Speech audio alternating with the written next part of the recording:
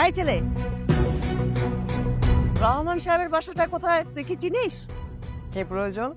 এই, তোকে যেটা জিজ্ঞেস করা হয়েছে সেটার উত্তর দে। কি কাজ আছে না আছে সেটা তোকে বলতে হবে? অসভ্য কথাটা।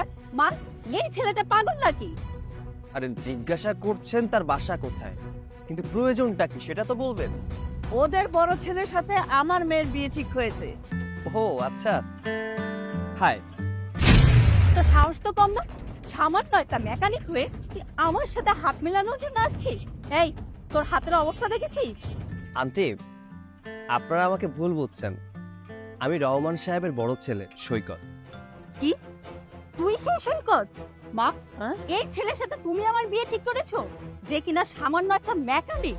মা, তোমাকে আমি আগেই বলেছিলাম যে আমার জন্য তোমার ছেলে খুঁজতে হবে না, তুমি ছেলে পাবে না। আর এমন একটা ছেলেকে তুমি আমার জন্য খুঁজে বের করেছো যে কিনা সামান্য একটা মেকানিক।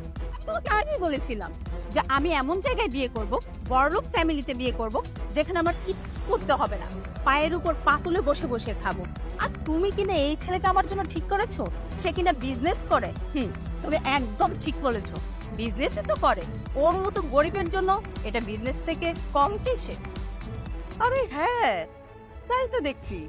ওর বাবা ভাই ওরা কত কিছুই বললো, ওরা হ্যান ওরা ত্যান, ওদের বড় বড় কোম্পানি আছে। এখন তো দেখছি ঘোড়ার ডিম।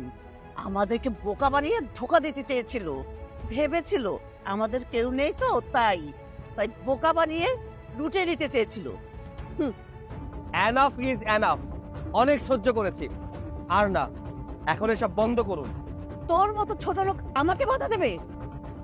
কি ব্যাপার ভাইয়া, তুমি মেকানিকের কাজ করছো কেন? হাতের অবস্থা দেখেছো, কত কালি লাগছে তোমার হাতে?